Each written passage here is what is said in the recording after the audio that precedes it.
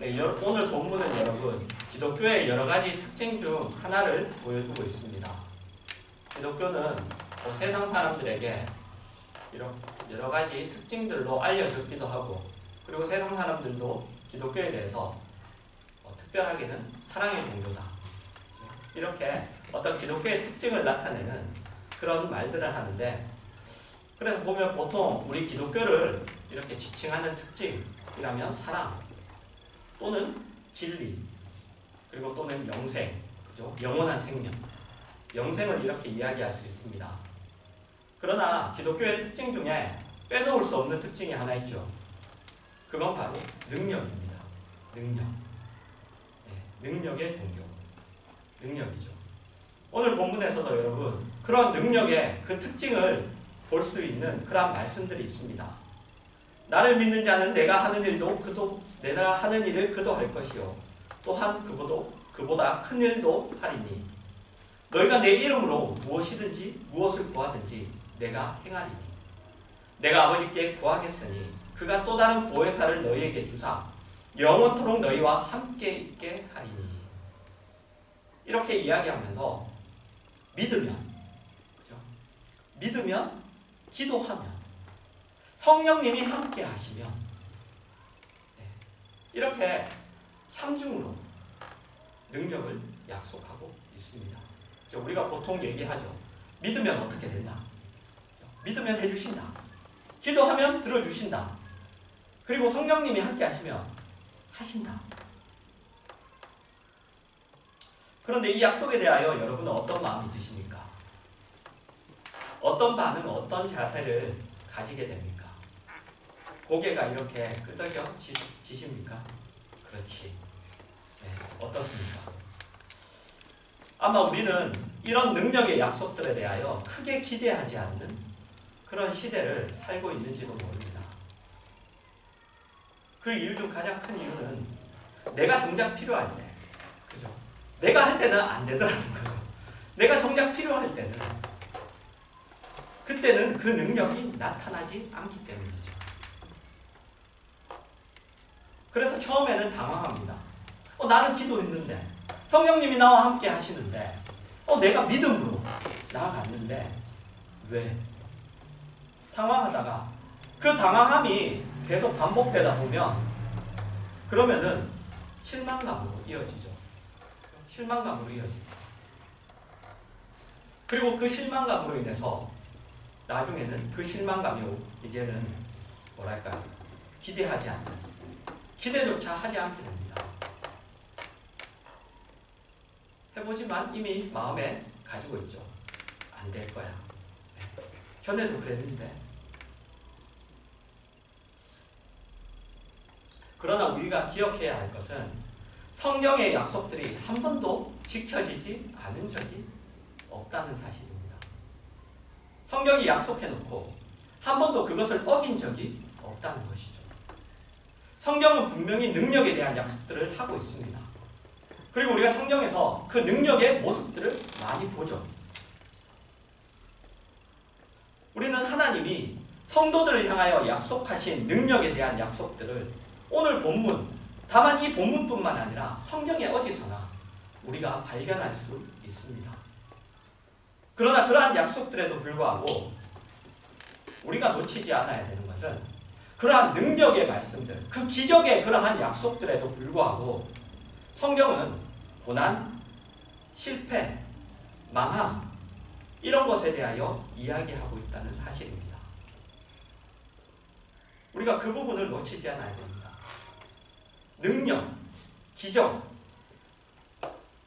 그런 것들을 약속하고 있지만 한편으로는 망함, 실패, 고난, 어려움, 환난 이런 것들을 약속하고 있죠. 아니 설명하고 있죠. 그것을 우리가 성경의 그런 부분도 우리가 발견합니다.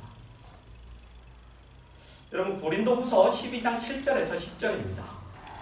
여러 계시를 받은 것이 지극히 크므로 너무 자만하지 않게 하시려고 내 육체의 가시 곧 사탄의 사자를 주셨으니 이는 나를 쳐서 너무 자만하지 않게 하려 하심이라. 이것이 내게서 떠나가게 하기 위하여 내가 3번 주께 간구하였더니 나에게 이르시기를 내 은혜가 내게 족하도다. 이는 내 능력이 약한 데서 온전하여지리라 하신지라.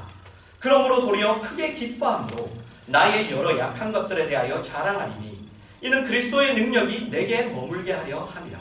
그러므로 내가 그리스도를 위하여 약한 것들과 능력과 궁핍과 박해와 공고를 기뻐하노니 이는 내가 약한 그때에 강함이라.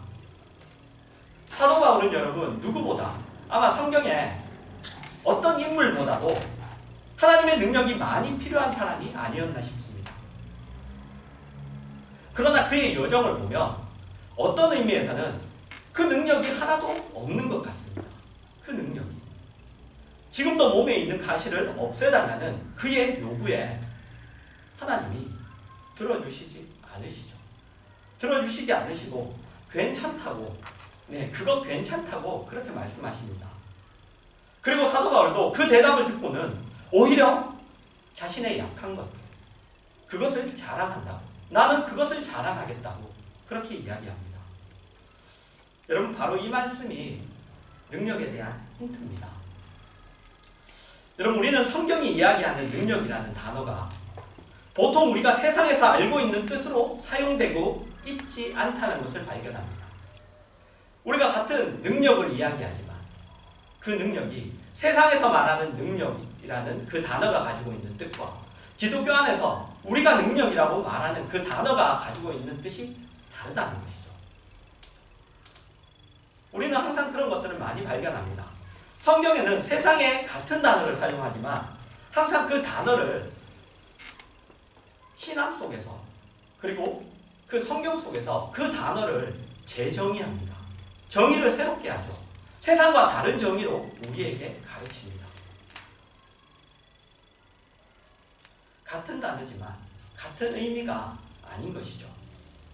오늘 본문을 봐도 예수님이 하신 일도 우리가 할 수 있고 그리고 그보다 큰 일도 우리가 한다고 하는데, 그러나 그 기준은 세상이 아닙니다. 세상이 말하는 그런 기준이 아니죠. 그 기준은 언제나 예수 그리스도가 하신 일이 기준입니다. 그 기준 속에서 자기가 한 일도 하고 그보다 큰 일도 한다고 하는 거예요. 그분이 하신 일이란 죽으러 오신 일이죠. 하나님의 영광과 기뻐하심을 위하여 오신 일, 죽어있는 영들을 살리러 오신 일, 영적으로 거듭나게 하신 일입니다. 성경이 이야기하는 능력이란 그런 차원에서의 능력이죠. 보통 우리가 세상에서 말하고 요구하는 차원에서의 능력은 아닙니다. 물론 여러분, 우리가 세상에서 말하고 요구하는 차원에서의 능력이 없다는 뜻은 아닙니다. 믿으면, 기도하면 성령의 능력으로 병이 낫고 돈이 생기고 일이 잘 풀리고 하는 일들이 있습니다. 우리는 이런 것들을 성경에서도 보지만 지금 우리가 함께 신앙생활하고 있는 우리가 주변에서 우리가 얼마든지 봅니다. 그러나 그런 것들은 여러분, 하나님에게로 인도하기 위한, 하나님께로 나아가게 하기 위한, 그리고 하나님의 권위와 하나님이 누구신가를 알게 하기 위한 하나의 문으로, 하나의 그러한 문으로 사용되기 위해 주어질 뿐입니다. 하나님을 모르던 자들이 하나님 앞으로 나아가고, 그리고 하나님 안에 있는 자들이 하나님의 어떠하심에 대하여, 하나님의 그 권위에 대하여 더욱더 알게 하는 그 하나의 보면 장치로서, 그러한 문으로서 사용되죠. 그렇게 주어질 뿐입니다. 왜? 그렇게 해야만 비로소 알아듣는 사람들이 있습니다. 그렇게 해야지만. 그래서 여러분 허락됩니다. 그런데 모두에게 그렇게 허락되느냐? 그렇지 않죠. 그렇지 않습니다. 그리고 그래서 그것 자체, 어떤 그 능력으로 인해서 만들어진 그것 자체가 여러분 내용이나 목적으로 허락된 적은 없습니다. 그것 자체가 내용으로서, 그것 자체가 목적으로서 허락된 적은 없죠. 우리가 가진 신앙만 해도 그렇죠. 신앙 속에서 나타나는 그러한 능력들, 그것 자체가 목적이 아니에요. 그것 자체가 기독교가 가지는 내용이 아니죠. 그것은 우리 기독교가 가지는 목적이 무엇이며 내용이 무엇인지를 알려주기 위한 하나의 그 통과하는 문에 불과한 거예요. 그 문에 불과합니다. 여러분, 만일 세상에서의 문제가 해결되는 것, 그죠? 우리가 예를 들면 우리의 형편이 좋아지고 우리의 몸이 낫고 우리의 어떤 안 풀리는 일들이 해결되고 이런 것들이 내용이고 목적이라면 여러분, 죽음이라는 것으로 세상을 끝마치게 하시지 않으셔야 되죠.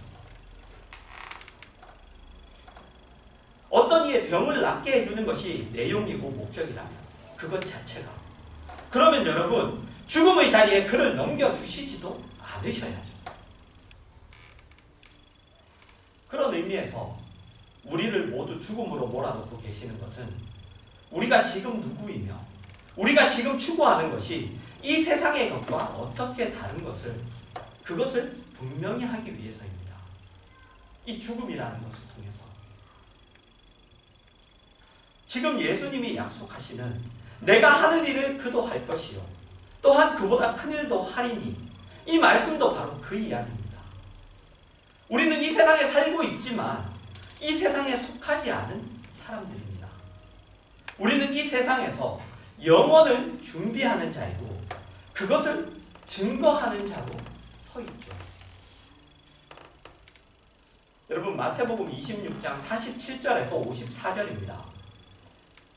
말씀하실 때에 12 중에 하나인 유다가 왔는데 대제사장들과 백성의 장로들에게 파송된 큰 무리가 칼과 뭉치를 가지고 그와 함께 하였더라. 예수를 파는 자가 그들에게 군호를 짜이르되 내가 입맞추는 자가 그이니 그를 잡으라 한지라.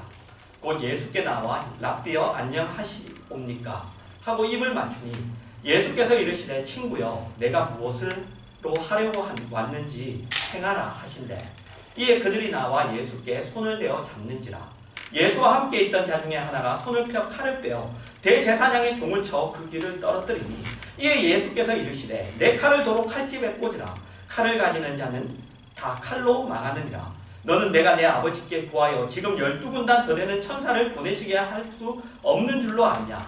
내가 만일 그렇게 하면 이런 일이 있으리라 한 성경이 어떻게 이루어지겠느냐 하시더라. 예수님이 세상보다 여러분 힘이 없어서 잡히시는 게 아니죠. 그렇지 않습니다. 그분이 잡히시는 이유는 그것이 하나님의 뜻이고 그것이 그렇게 해야만 우리를 구할 수 있기 때문입니다. 그걸 모른 채, 그죠? 베드로죠. 네. 베드로는 칼 들고 이제 막 설치는 거예요. 네. 베드로만 그런 게 아니죠. 근데 우리도 그죠? 우리도 들고 설치죠. 네. 지난 시간에도 얘기했지만 칼을 들고 설치는 게 아니라, 네. 십자가, 죽음의 십자가가 아닌 능력의 십자가를 들고 자꾸 막 설치죠. 그가 잡히시는 이유가 바로 하나님의 뜻이기 때문이에요. 우리를 구원할 수, 그렇게 해야만 구원할 수 있기 때문입니다. 그러나 우리의 신앙생활은 다르죠. 우리는 그렇지 않습니다. 한 말씀을 더 보도록 할게요. 마태복음 16장 21절부터 23절입니다. 또 베드로예요. 이때로부터 예수 그리스도께서 자기가 예루살렘에 올라가 장로들과 대제사장들과 서기관들에게 많은 고난을 받고 죽임을 당하고 제3일에 살아나야 할 것을 제자들에게 비로소 나타내시니 베드로가 예수를 붙들고 항변하여 이르되 주여 그리 마옵소서 이 일이 결코 주께 미치지 아니하리이다. 예수께서 돌이키시며 베드로에게 이르시되 사탄아 내 뒤로 물러가라. 너는 나를 넘어지게 하는 자로다. 내가 하나님의 일을 생각하지 아니하고 도리어 사람의 일을 생각하는도다 하시고. 그죠? 우리가 요구하는 것이 있고 우리가 목표하는 것이 있고 하나님은 그 일을 위하여 능력을 주시는 분, 그런 분에 불과할 때가 너무나 많습니다. 우리가 그렇게 의도한 것도 아니에요. 하지만 우리의 신앙생활 속에서 그런 것들이 많다는 거예요. 그런 모습들이 저절로 인간이 가진 종교심의 본성으로 성경이 이야기하는 그것이 아닌 그냥 내가 기대하는, 그리고 기본적으로 인간이 가지고 있는 그 종교를 향한 본성이 본성적으로 가지고 있는 그러한 기대가 그렇게 흘러갈 때가, 그런 식으로 요구할 때가 많다는 겁니다. 하나님이 내 인생을 결정하시고 내게 명령하시는 자로 계신 경우는 사실 굉장히 드물죠. 드뭅니다. 고린도후서 6장 3절에서 7절입니다. 우리가 이 직분이 비방을 받지 않게 하려고 무엇에든지 아무에게도 거리끼지 않게 하고 오직 모든 일에 하나님의 일꾼으로 자천하여 많이 견디는 것과 환난과 궁핍과 고난과 매맞음과 갇힘과 난동과 수고로움과 자지 못함과 먹지 못함 가운데서도 깨끗함과 지식과 오래 참음과 자비함과 성령의 감화와 거짓이 없는 사랑과 진리의 말씀과 하나님의 능력으로 의의 무기를 좌우에 가지고 고생한 걸 얘기합니다. 그리고 그 고생한 것 속에서 본인들이 어떤 고귀한 것들을 가지고 있는가를 지금 얘기하죠. 여러분, 이 고생이 다 무엇 때문이죠? 사도 바울이 그런 고생을 한 것이 다 무엇 때문입니까? 다 영적인 문제 때문입니다. 그렇죠? 다 영적인 문제 때문입니다. 깨끗함과 지식과 오래 참음과 자비함과 성령의 감화와 거짓이 없는 사랑과 진리의 말씀과 하나님의 능력으로 의와 무기, 다 영적인 문제 때문이에요. 능력이 없기 때문이 아닙니다. 이 세상에서 하나님의 사람으로 살기 때문에, 그렇게 살려고 하기 때문에 그 고생을 견뎌내는 것, 그것이 능력입니다. 그것이 능력이에요. 이어서 8절에서 10절입니다. 영광과 욕됨으로 그러했으며 악한 이름과 아름다운 이름으로 그러했느니라.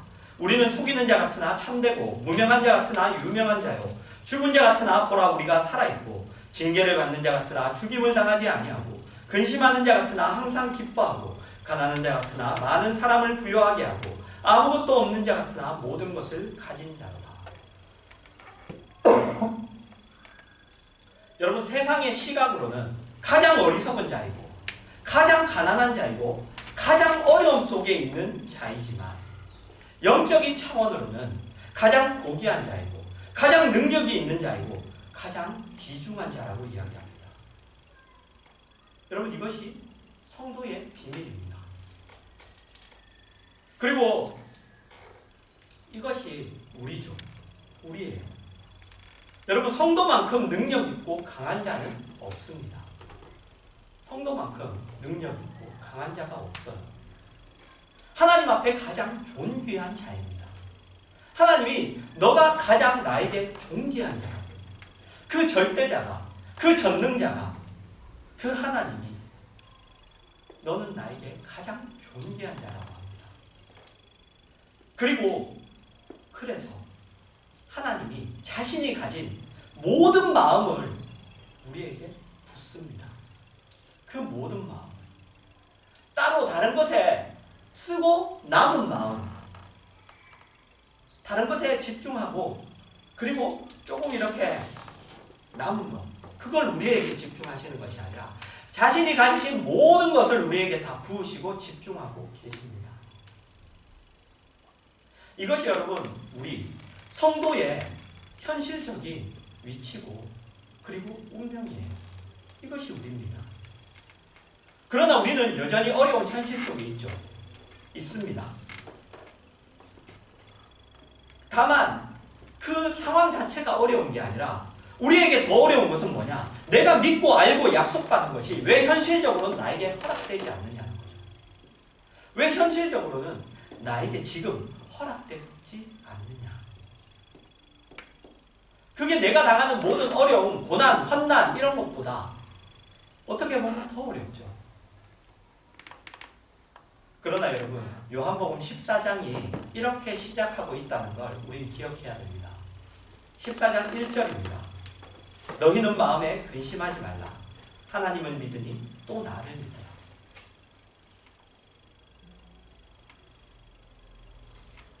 우리가 14장 1절에서 봤죠.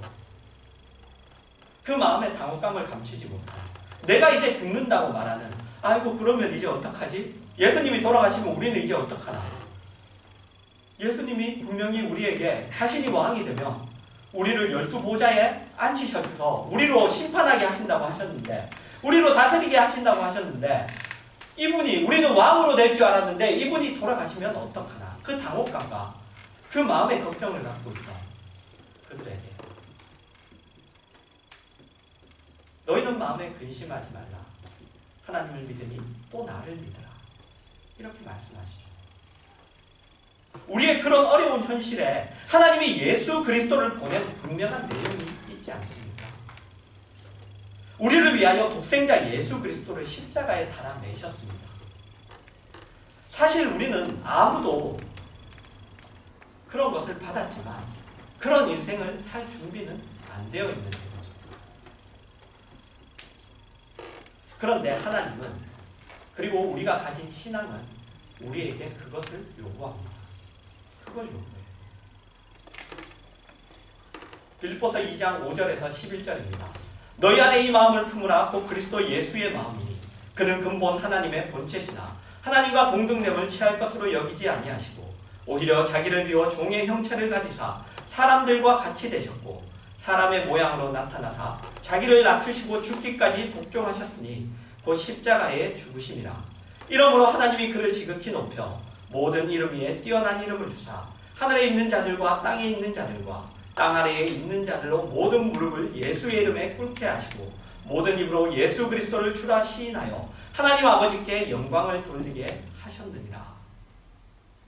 여러분, 이것이 하나님의 방법이고 하나님이 목적하신 일입니다. 그리고 신앙이 동일하게 우리에게 요구하는 것이죠. 우리는 더 이상 자기를 위하여 사는 자가 아닙니다. 나 자신을 위하여. 우리는 개인적으로는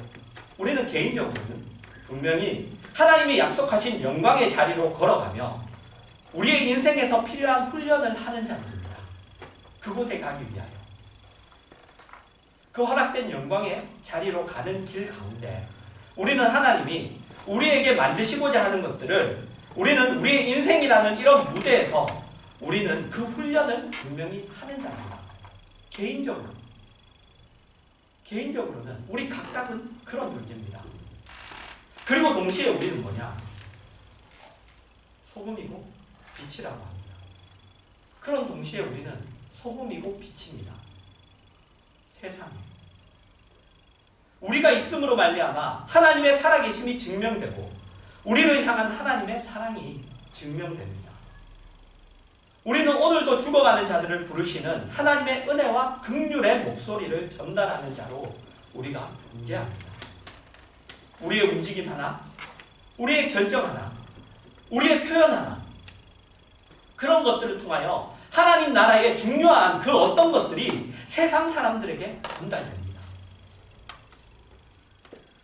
그래서 예수님이 우리에게 자신이 하는 일도 하고 그보다 더 큰 일도 한다는 약속을 하시고 계십니다. 그리고 여러분, 그것을 위해 가장 크게 약속을 하시는데 그게 뭐냐 하면 바로 보혜사를 보내주시는 것입니다. 보혜사. 우리에게 약속된 것들은 우리가 지금 가지고 있는 세상적 지식이나 경험으로는 할 수 있는 것들이 아닙니다. 그걸로 알 수 있는 것들도 아니죠. 사실 우리에게 약속된 것들은 우리가 어떻게 할지 모르는 것들입니다. 그래서 그것들은 다 성령으로 연결됩니다. 그래서 성령을 우리에게 보내주시는 것이죠. 믿으면, 기도하면, 오늘 본문도 그렇게 흘러가고 있죠. 믿으면, 기도하면, 그리고 결국 성령님으로 말씀이 연결됩니다. 26절입니다. 오늘 본문 14장 26절입니다. 보혜사, 곧 아버지께서 내 이름으로 보내실 성령, 그가 너희에게 모든 것을 가르치고 내가 너희에게 말한 모든 것을 생각나게 하리라. 신앙이 무엇인지 성령님이 우리 안에서 깨우치시고 확인시켜 주시고 주님의 가르치심을 제대로 이해시켜 주시지 않으시면 결국 우리는 세상 속에서 세상의 유혹과 도전으로 인해 세상과 동화되어 버립니다. 세상과 동화되어 버리죠. 그분이 우리 안에서 계속 해주시지 않으시면, 그러면 우리는 계속 세상과 같은 자로 살아가게 됩니다. 결국 우리도 세상적인 차원에서의 돈을 벌고 싶고, 세상적인 차원에서 승리하고 싶고, 세상적인 차원에서 성공하고 싶어 합니다. 그러나 우리에게 같은 단어가 영적인 의미에서 쓰여야죠. 그리스도 안에서의 승리, 그리스도 안에서의 성공이 있어야 됩니다. 그런데 세상에서의 성공으로 점점 미끄러져 가는 줄 우리가 모르게 되는 거죠. 그분이 우리에게 해주시지 않으십니다.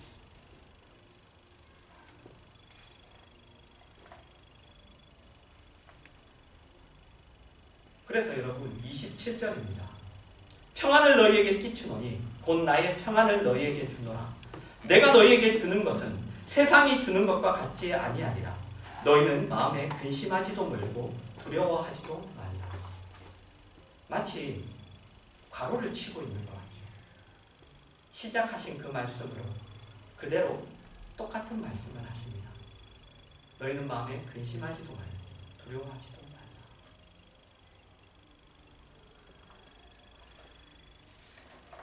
드디어 여러분 이 단어가 등장해요. 어떤 단어? 평안. 평안이 등장합니다. 성도의 가장 큰 특징은 뭘까요? 평안입니다. 여러분은 자신에게 평안이 있는가 한번 물어보십시오. 나에게 평안이 있는가? 만일 없으시다면 신앙에서 벗어나 있으셔서 그렇습니다. 절대로 여러분 어떤 문제가 없어서 평안한 것이 아닙니다. 필요가 없어서 평안한 것이 아니에요. 절대로 그렇지 않습니다. 문제 속에 있으나 평안합니다. 세상에 속하지 않고, 세상의 것으로 기초하지 않고, 세상의 것으로 수단을 쓰지 않고, 세상의 것으로 목적을 삼고 있지 않습니다. 그래서 평안한 거예요.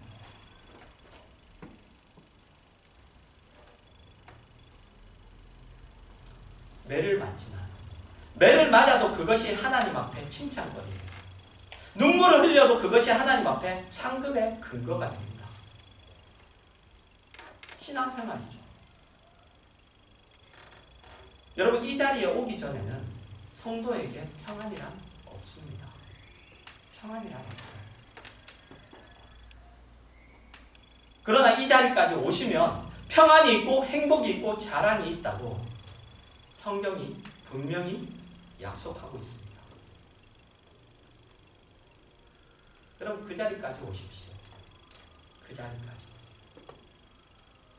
그리고 이 자리까지 오는 건 여러분의 선택의 문제가 아닙니다. 내가 그렇게 해야지 하면 우리의 선택의 문제가 아니에요. 우리는 선택의 여지가 없습니다. 왜요? 하나님이 내버려 두시지 않으시기 때문이죠. 그 자리까지 우리가 안 오고 버티고 그걸 그냥 내버려 두시지 않습니다. 그분이 약속하신 것을 결국은 이루시기 위해서 그분이 가만 계시지 않으세요. 우리가 그러나 도망가면 도망갈수록 괴로울 뿐입니다. 괴로울 뿐이에요. 평안이 없어요. 거기에 평안이 없습니다. 도망가면 도망갈수록. 여러분 이미 알고 있는 것들이 있으시죠? 하나님 안에서 이미 알고 있는 것들이 있습니다. 그리고 하나님이 지금도 우리에게 일하시고 계십니다. 그것 앞에서 일찍 순종하시기 바랍니다. 일찍 내 고집과 내 아집과 내가 진 것들을 내려놓으시고 순종하셔서, 그래서 성경이 약속하고 있는, 성경이 분명히 우리에게 약속하고 있는 능력을 누리시고, 그리고 평안을 누리시고, 성도의 그 놀라운 삶, 그 영광된 삶, 그 자랑의 삶을 빼앗기지 않으시는 여러분들 되시기를 주님의 이름으로 축원합니다.